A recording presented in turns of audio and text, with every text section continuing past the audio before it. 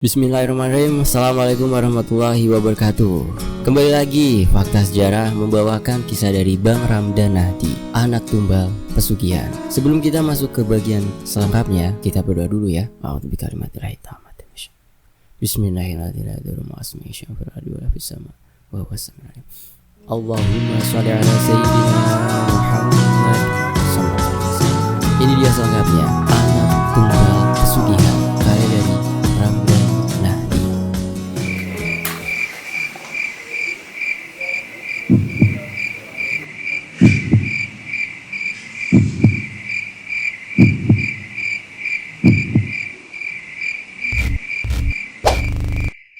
Mir, malam ini jadi nggak? Tanya Hendra. Emang mau ngapain? Jangan pura-pura lupa. Kalau bisa ntar gue kabarin ya Hen. Gue udah ajak anak-anak kampus. Usahain lah Mir. Iya gue usahain. Aku menyalakan motor. Sip, gitu dong. Gue balik kosan dulu Hen. Oke Mir, istirahat dulu. Ntar malam kerja rodi. Aku mengacungkan jempol, lalu melaju menuju kosan. Entah apa yang terjadi pada Hendra akhir-akhir ini. Ia seperti terobsesi dengan hal-hal berbau mistis. Mungkin karena keseringan nonton YouTuber horor. Beberapa kali ia mengajakku untuk melakukan penelusuran, tapi aku selalu menolaknya. Malam ini sepertinya aku kekurangan alasan untuk menolak. Jadi terpaksa harus menemaninya penelusuran. Rencananya malam ini hanya pergi ke hutan di belakang kampus. Sesampainya di kosan, aku langsung membaringkan tubuh di atas tempat tidur, beristirahat sekaligus mengisi energi untuk dihabiskan nanti malam. Singkat cerita, langit sudah terlihat gelap. Aku masih duduk di meja belajar, menunggu Hendra datang. Mir, mau beli makan gak? Tanya Wildan yang tiba-tiba muncul dari balik jendela. Gue mau pergi sama Hendra Dan. Wah, pergi kemana malam-malam? Gue kagak diajak nih. Lu tanya aja ntar ke orangnya kalau datang. Katanya sih jam 8. Cuman sampai sekarang belum datang juga tuh anak. Kebiasaan ngaret emang dia. Selang 10 menit kemudian, Hendra sudah datang ke kosan. Yuk Mir, udah siap? Tanyanya sambil berdiri di dekat pintu. Mau kemana sih Hen? Tanya Wildan yang lagi rebahan di atas tempat tidurku. Mau ikut Dan? Mau kemana dulu? Ke belakang kampus. Ngapain malam-malam kesana? Ngeliat pohon aja. Gak ada kerjaan amat. Jadi mau ikut gak? Tanya Hendra lagi. Wildan tampak ragu. Sebentar doang kok Dan. Cuman lihat-lihat aja ada apa di sana. Hendra berusaha meyakinkan Wildan. Emang apa yang bisa dilihat malam-malam di tengah hutan? Apalagi kalau bukan setan. Nah kan, gue ada curiga dari awal. Wildan melirik ke arahku. Aman gak Mir? Tanyanya lagi. Lah, mana gua tahu. Dah ikut aja. Seru-seruan Dan, ajak Hendra. Boleh, bentar ya. Wildan bangkit lalu berlari ke kamarnya. Jangan lama-lama, anak-anak dah nungguin, ujar Hendra. Iya, sahut Wildan sambil berlari. Yuk Mir, di sisi lain. Mau kemana Mir? Tanya si King Kong yang sedang duduk di atas pohon dekat parkiran. Gak usah pura-pura gak tahu, balasku melalui batin. Saya boleh ikut. Pergi duluan aja. Si King Kong menghilang dari pandangan. Sementara itu, si Hendra bertanya. Udah siap? Gak ada yang ketinggalan kan? Tanya Hendra yang duduk di kursi depan. Sementara aku dan Wildan duduk di kursi belakang. Hendra mengajak 3 orang temannya. Wilson yang duduk di kursi pengemudi, Andi dan Tama yang duduk di kursi tengah. Sebenarnya, jarak dari kosanku ke hutan belakang kampus tidak terlalu jauh kalau naik motor melalui jalan dalam kampus. Namun kalau sudah malam begini, biasanya gerbang belakang ditutup. Jadi kami terpaksa mengambil jalan memutar. Mir, kepala si King Kong tiba-tiba muncul dari atap mobil, tepat di hadapanku. Datanya bisa biasa aja nggak? Kongguan, ucapku melalui batin. Kesal bercampur kaget, untung tidak teriak, nanti bisa malu. Saya sudah ke sana. Ada apa aja di sana? Nanti kamu lihat sendiri. Jadi untuk apa kamu ke sana duluan? Kalau ujung-ujungnya nggak mau ngasih tahu. Saya cuman penasaran saja. Balasnya tanpa bersalah. Apa kamu udah minta izin sama penjaga di sana? Si King Kong menggelengkan kepala. Ah, emang gak bisa diandelin. Dah sana pergi. Si King Kong pun menghilang. Mir, kenapa? Dari tadi diam aja. Cemberut pula, tanya si Wildan. Enggak, balasku singkat. Masih kesal dengan kelakuan si King Kong. Ye, ditanya malah nyolot. Ah, paling ngobrol sama makhluk astral dia, sahut Hendra. Iya tuh, di belakang Wildan lagi nemplok di kaca. Yang bener, Mir. Wildan menggeser duduknya agak ke depan, menjauh dari jendela. Udah gak ada juga sih, dan ngapain takut? Walah, bilang dari tadi. Mobil mulai memasuki area hutan belakang kampus, didominasi pohon jati yang menjulang tinggi. Bukan hantu yang membuat area ini menakutkan, melainkan sangat kurangnya pencahayaan, sehingga rawan sekali terjadi pembegalan. Mobil terus melaju sampai bagian tengah, kemudian diparkirkan tepat di pinggir jalan. Yuk, ucap Hendra sambil keluar dari mobil. Yuk Dan, ngapain bengong? Aku menepuk paha Wildan. Sepertinya dia ragu untuk keluar. Entah apa yang dipikirkannya, mungkin takut. Gelap gini Mir, ucap Wildan saat turun dari mobil. Namanya juga hutan, dan kalau mau terang ya penelusuran di mall. Ah, itu nongkrong namanya, bukan penelusuran. Nah tuh pinter. Dari dulu kami berkumpul sebentar, merencanakan area mana yang akan ditelusuri. Kita jalan aja sampai ke sungai, terus balik lagi. Cetus Tama, nggak kejauhan apa? Ini mobil diparkir di pinggir jalan, bahaya kalau lama-lama, balas Wilson. Kalau mau ke sungai, mending mobilnya diparkir di dalam hutan saja, daripada ntar balik tiba-tiba ngilang tuh mobil, ucap Hendra. Ya udah, gue pindahin dulu. Wilson masuk ke dalam mobil lalu memindahkannya. Gimana Mir? Tanya Hendra. Gimana apanya? Balasku. Area sini aman gak? Biasa aja sih, gak ada yang aneh-aneh. Sip, yuk berangkat. Kami mulai jalan masuk ke dalam hutan. Semakin dalam, rasanya dada ini semakin sesak. Soalnya banyak makhluk yang semakin mendekat. Dan, yang jauh-jauh, ucapku. Kagak Mir, lu gak lihat apa dari tadi gue ngintilin lu? Iya mana gue lihat, kan mata gue di depan. Jangan kesana Mir, si King Kong tiba-tiba muncul. Kenapa Kong? Balasku melalui batin. Di sana ramai. Takutnya salah satu kalian ada yang salah ucap. Nanti mereka bisa marah. Di dekat sungai Kong? Iya, jangan terlalu dekat dengan pohon besar di sana. Si King Kong kembali menghilang. Seperti itulah tingkahnya. Ngomong sedikit lalu ngilang. Jarang sekali mau menjelaskan panjang lebar. Dasar. Sementara itu aku bilang ke teman-teman. Teman-teman, nanti kalau udah sampai sungai, jangan ada yang ngomong sompral ya, pesanku. Kenapa Mir? Tanya Wilda. Nah, yang suka sompral langsung balas tuh, timpal Hendra. Gue kan nanya Hen. Pokoknya jangan aja, takutnya ada yang marah, balasku. Oke dah, sip. Setelah berjalan kurang lebih 10 menit, kami tiba di pinggir sungai. Aliran sungainya terlihat tenang. Banyak sosok wanita berkebaya dan kuntilanak yang sedang mandi di sana. Jujur itu sangat menggangguku. Mir, di sini ada apa aja Mir? Tanya Hendra. Tuh di sungai, banyak yang lagi mandi, balasku. Wih, beneran apa? Emang setan mandi juga? Tanya Wilda. Iya mandi juga, emangnya lu Dan, sahut Hendra. Ah lu Hen, kan gue nanya ke Amir, bukan lu. Iya, mereka mandi buat bersihin badan juga. Ya walaupun kadang gak ngaruh juga sih, badannya tetap bau, jelasku. Wah si Amir sompral nih, ucap si Wildan. Dia walaupun sompral tetap gak ngaruh Dan, ucap Hendra. Kami berjalan lebih dekat ke sungai, merasakan angin dan percikan air yang terasa dingin. Dan coba angkat tangannya satu, perintahku. Wildan pun menurutinya. Goyang-goyangin ke arah sana. Aku menunjuk sebuah batu besar di seberang sungai. Apaan sih Mir? Nah, dia senyum tuh Dan. Siapa yang senyum? Kuntilanak yang lagi mandi. Wih, senyumannya manis banget.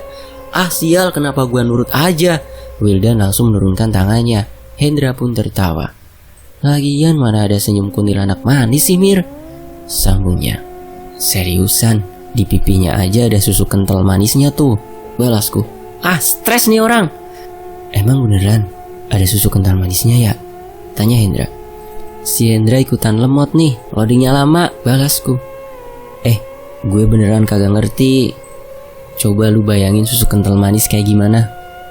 Udah? Jawab Hendra dan Wildan kompak. Nah, kadang luka yang enggak diobatin suka ngeluarin begituan. Si Amir jorok, protes Hendra. Maksudnya apaan sih? Wildan masih kebingungan. Nanah, balas Hendra. Oh, sip, balasku. Beneran si Amir, udah sekrek otaknya tuh. Kami pun lanjut mengobrol. Namun dari tadi aku tak melihat teman-teman Hendra di sekitar sungai. Temen lu mana, Hen? Tanyaku saat melihat hanya ada aku, Hendra dan Wildan saja di pinggir sungai. Tuh, Hendra menyorotkan lampu ke arah 3 temannya. Mereka sedang duduk di bawah sebuah pohon. Apakah itu pohon besar yang si King Kong maksud? Mending suruh pindahin, jangan di sana tuh. Kenapa emangnya, Mir? Takut ada yang marah ntar. Woi, jangan di sana, woi. Hendra berteriak pada ketiga temannya. Kenapa emang? Sahut Tama. Kenapa, Mir? Tanya Hendra. Ya bilang aja nanti ada yang marah gitu. Banyak saya tanya, teriak Hendra. Nggak ada apa-apa kok, sahut Tama. Iya, nggak ada apa-apa juga, timpal Wilson. Gak berhasil, Mir, gimana? Ucap Hendra. Hendra, lu ngapain bilang banyak saya tanya? Balasku. Iya, tadinya biar mereka takut, Mir. Ternyata enggak. Hendra terkekeh. Stres si Hendra nih, ledek Wildan. Kami bertiga terpaksa berjalan ke pohon besar itu, yang ternyata merupakan pohon beringin.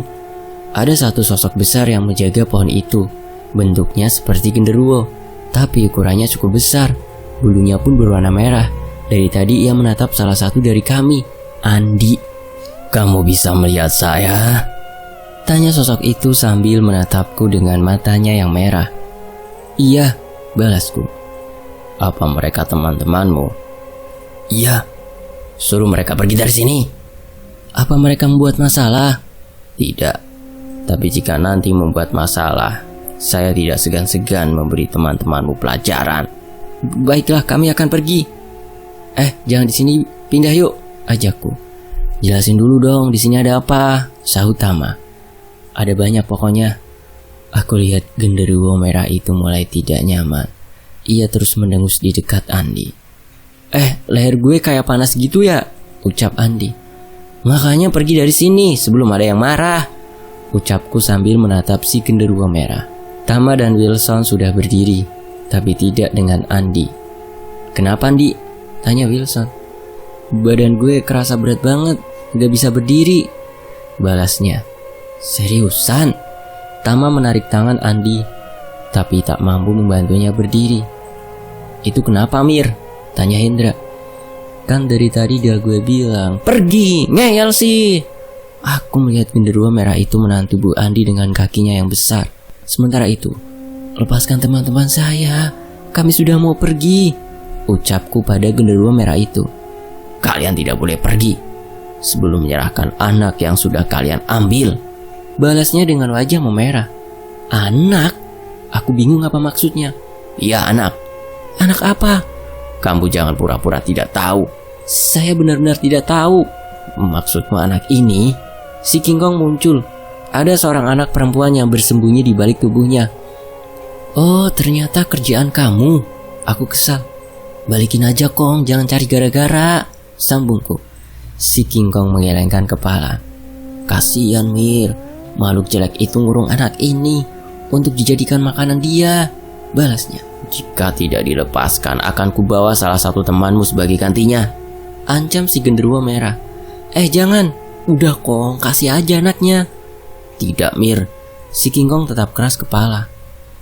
Sementara itu, aduh sakit, teriak Andi. Mir, bukannya bantuin malah tidur lu, ucap Wildan. Aku membuka mata. Agak tidur gue, Dan, balasku. Ya udah bantuin cepetan. Mir, malah ngelamun nih anak. Wildan menepuk tanganku. Lu jangan ganggu Napa, Dan, gue lagi konsentrasi nih. Soalnya sosoknya bukan sembarangan. Sosoknya apaan sih? Tanya Hendra. Genderuwo merah, penjaga pohon ini. Asli kuat banget dia.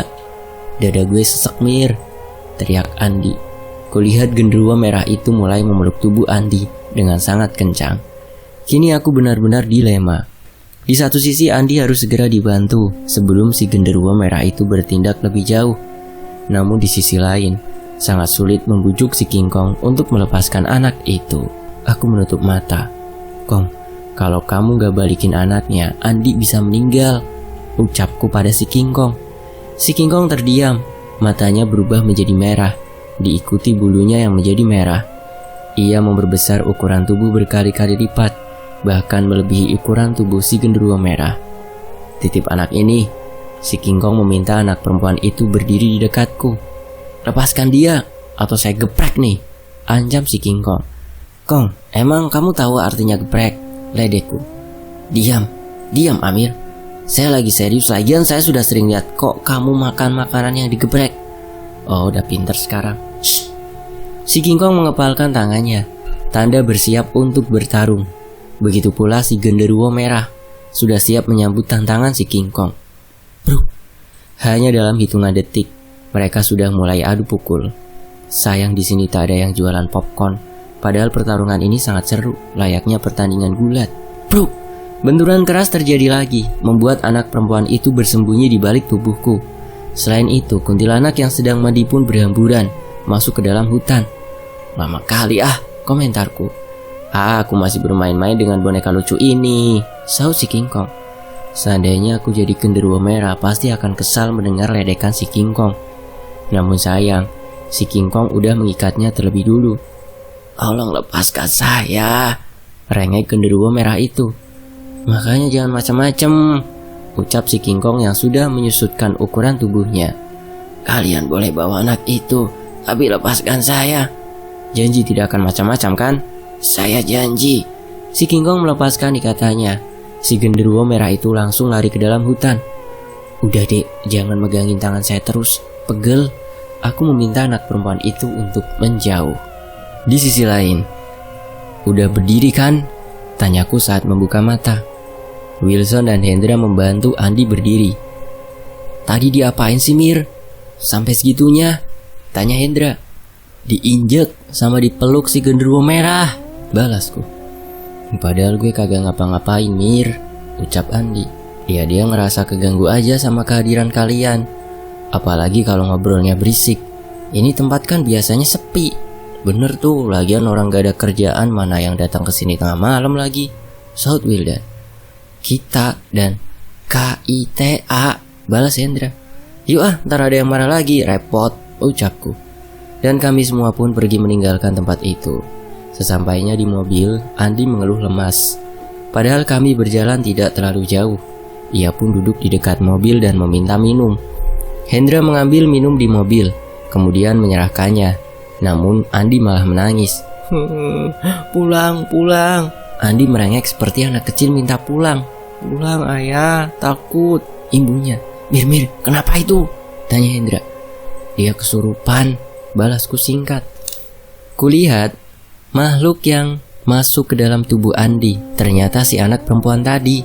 Adik, jangan ganggu kakaknya ya, pintaku. Tolong, aku takut, mau pulang, balasnya. Hendra pun bertanya. Adik? Anak kecil Mir? Siapa? Iya anak kecil Hen. Terpaksa aku harus mengambil tindakan, mencari biang kerok dari kerusuhan ini. Siapa lagi kalau bukan si King Kong. Kong, panggilku. Tring, si King Kong muncul. Ada apa Mir? Tanyanya. Kenapa kamu gak bawa anak ini? Tanyaku. Dia cuma minta pulang.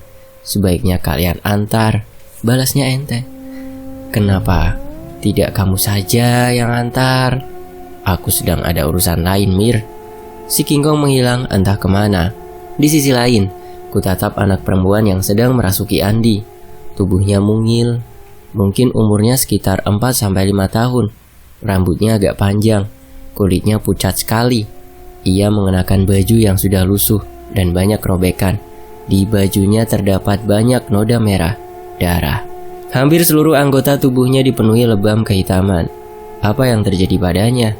Jiwa penasaranku seperti meronta-ronta ingin mengetahuinya. Adik, tenang dulu, jangan nangis. Nanti kakak antar pulang, rayuku agar ia berhenti menangis. Emangnya lu tahu rumahnya Mir? Tanya Wildan. Shh, diam dulu Dan. Beneran kak? Ia sudah agak lebih tenang nih sekarang. Iya ya, tapi adik keluar dulu ya dari badan kakaknya. Anak perempuan itu tersenyum, lalu keluar dari tubuh Andi. Andi pun tersadar. Segera aku pinta Hendra dan Wilson membawanya ke dalam mobil. Soalnya aku masih harus mengurus anak ini agar tidak ikut. Adik, namanya siapa? Puput. Adik ingat rumahnya di mana? Tanyaku melalui batin. Ia menggelengkan kepala. Adik kok bisa ada di sana? Dibawa sama monster besar. Boleh kakak pegang tangannya? Puput mengulurkan tangannya. Saat ku sentuh, terlihat sebuah gambaran. Ia sedang bermain di pinggir sungai. Di dekatnya ada seorang pria dewasa sedang mengamatinya. Siapa itu? Tanyaku. Ayah. Sebuah gambaran kembali muncul. Kini ada sosok tinggi besar berdiri di dekat Puput. Kemudian, sosok itu mendorongnya hingga tercebur ke sungai. Tak hanya didorong, sosok itu juga menariknya hingga tenggelam. Tubuhnya terbawa arus sungai yang deras. Benturan demi benturan harus ia rasakan, hingga tubuh mungilnya sudah tak kuat lagi. Puput pun meninggal. Namun ada sebuah misteri yang belum terungkap. Bagaimana bisa Kor-i-nya terjebak di pohon besar itu? Apakah ayahnya pelaku pesugihan itu? Ucap si King Kong yang tiba-tiba muncul. Jadi, anak ini ditumbalkan? Tanyaku.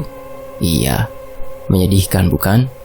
Anak sekecil itu harus diperlakukan sangat kejam oleh jin-jin pesugihan. Makanya saya bebaskan. Kenapa kamu gak bilang dari awal?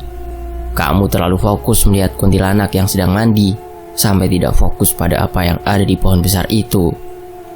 Terus bagaimana nasib anak ini? Kenapa nggak kamu cari tempat untuknya, daripada dia mengikuti temanku? Saya kan hanya menitipkannya sebentar, sambil menunggu yang lain. Maksudnya yang lain? Nanti juga kamu tahu. Si King Kong kembali menghilang. Adek boleh ikut sebentar, tapi jangan nakal ya, ucapku. Iya kak. Di sisi lain, ayo Mir, panggil Wildan dari balik jendela mobil. Aku pun masuk ke dalam mobil. Udah aman Mir? Tanya Hendra. Udah kok, balasku. Nggak ada yang ngikutin kan? Tanya Andi. Nggak ada, paling ada satu doang yang ikut. Hah? Seriusan? Ucap Wilson. Waduh, jangan sampai dah dia ngikuti di mobil gue, imbuhnya. Udah dari dalam mobil kok. Waduh, tolong usir dong. Dan keluar sono, aku mengusir Wildan. Loh, kok gue? Dia ngikut sama gue, protes Wildan. Kagak, lah terus kenapa gue yang disuruh keluar? Berarti lu setannya Dan, saut Hendra disertai tertawa. Parah lu Mir, Wildan kesal. Dah yuk ah, balik, ucap Tama. Brum, mobil gagal dinyalakan. Brum, Wilson kembali mencobanya, tapi tetap gagal. Wah, nggak lucu sih kalau mobilnya mogok di sini, ucap Wildan. Kedinginan kali, ucap Tama. Masa sih? Kan beneran doang tadi, saut Wilson. Brum, mobil kembali gagal menyala. Coba lu periksa mesinnya. Hendra meminta Wilson mengecek mesinnya. Temenin dong, balas Wilson. Wilson dan Hendra pun turun dari mobil.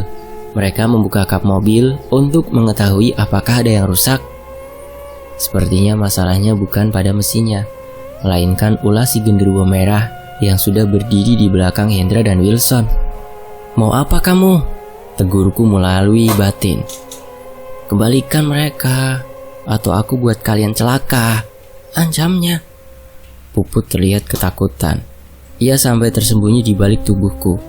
Saya tidak akan menyerahkan anak ini. Saya tidak peduli dengan anak itu. Saya hanya ingin kamu kembalikan anak-anak yang lain. Anak-anak yang lain? Apa maksudmu? Temanmu sudah membawa mereka pergi. Teman saya? Ya, monyet berbulu merah itu. King Kong bukan monyet, protes si King Kong yang tiba-tiba muncul. Sama saja, balas si genderuwo merah. Cepat kembalikan anak-anak yang sudah kamu ambil, imbuhnya. Tidak, balas si King Kong. Jadi maksud kamu menunggu yang lain tuh ini Kong. Kamu membebaskan anak-anak yang lain juga, tanyaku. Iya, balasnya singkat. Astaga Kongguan, kenapa harus cari masalah sih? Saya kasihan dengan mereka.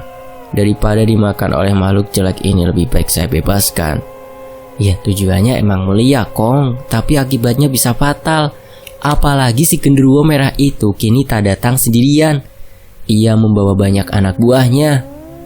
Terserah kamu saja Kong, tapi aku gak mau tahu. Kamu harus bereskan sendiri, ucapku pasrah. Melawan mereka? Yap, terlalu mudah. Si King Kong memperbesar ukuran tubuhnya, lebih besar dari sebelumnya. Banyak anak buah genderuwo merah itu yang kabur, ketakutan. Kamu tidak sebanding dengan saya, ledek si King Kong pada si genderuwo merah. Benar-benar tidak sebanding. Dari ukuran tubuhnya saja sudah jelas terlihat si genderuwo merah itu seperti anak kecil yang sedang melawan orang dewasa. Jika kamu ambil semua, lalu kami makan apa? Ucap si genderuwo merah memelas. Sepertinya ia sudah sadar diri. Jangan bohong denganku. Kamu masih punya banyak tahanan orang dewasa kan? Balas si King Kong. Orang dewasa itu merujuk pada pelaku pesugihan, termasuk jika ayahnya Puput meninggal nanti. Jadi apa kamu? Masih mau bertarung? Jangan sampai nanti saya lepaskan juga yang lainnya, ancam si King Kong. Baiklah, kamu boleh ambil anak-anak itu, tapi jangan pernah kembali lagi ke sini. Genderuwo merah itu pun menyerah, kemudian menarik mundur semua anak buahnya. Aku menatap si King Kong yang terlihat santai saja, tanpa sedikit pun merasa bersalah. Ada apa Mir? Tanyanya. Kenapa kamu gak bawa anak ini juga? Balasku seraya melirik ke arah Puput. Oh iya, saya hampir lupa. Ayo sini dek, ajak si King Kong. Puput pun menghampirinya. Hanya dalam hitungan detik, keduanya menghilang. Sementara itu di sisi lain, si Amir bukannya bantuin malah tidur, ucap Wildan. Kagak Dan. Kulihat Hendra dan Wilson masih sibuk mengecek mesin mobil. Hen, teriakku. Apa? Sahutnya. Coba dinyalain lagi mobilnya. Wilson mencoba menyalakan mobil. Berhasil. Udah bisa, ucap Wilson. Ini gak ada hubungannya sama penunggu sini kan Mir? Tanya Hendra. Kagak, mungkin cuman karena dingin aja, balasku. Gue kira gara-gara anak kecil yang masuk ke badan Andi. Dia sudah pergi. Ngomong-ngomong, anak itu kenapa sih Mir? Tanya Andi. Kenapa gimana? Gue lihat dia kayak babak belur gitu. Apa digebukin ortunya? Kagak, dia tenggelam di sungai, terus ke bawah arus. Jadi badannya kebentur batu, jelasku. Oh gitu.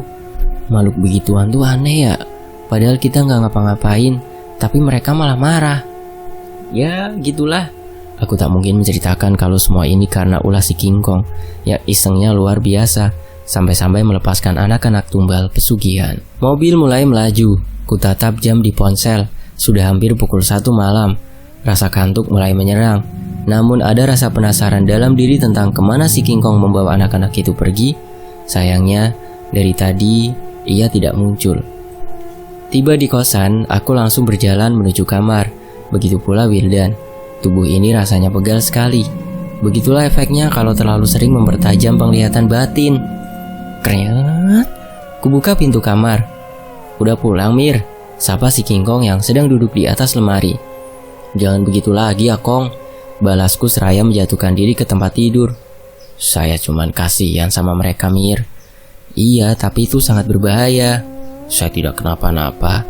Iya kamu, tapi kalau teman-temanku kenapa-napa gimana? Mereka juga aman kok. Hampir tidak aman Kong. Saya kan selalu datang tepat waktu Mir. Ya, adalah. Aku mau tidur dulu ya, ucapku sambil menarik selimut. Yakin kamu mau tidur? Bukannya ada yang ingin kamu tanyakan? Apalagi sih Kong? Balasku kesal. Yakin kamu tidak mau menanyakan sesuatu? Tanya apa? Tempat anak-anak itu sekarang. Oh, kok kamu tahu? Saya kan bisa membaca pikiranmu. Jadi kemana anak-anak itu kamu bawa? Tanyaku. Rahasia. Terus kenapa kamu minta aku bertanya? Hanya iseng aja Mir. Dasar sana pergi Kong. Suatu hari kamu juga tahu mereka ada di mana Mir. Udah, jangan ngomong terus Aku mau tidur, khusus. Si King Kong pun menghilang. Sukses membuatku tidur dalam rasa penasaran. Dan kisah ini selesai. Tamat.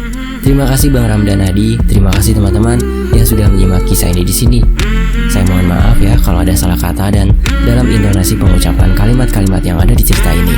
Wassalamualaikum warahmatullahi wabarakatuh. Tetap di Fakta Sejarah. Alhamdulillahirobbilalamin.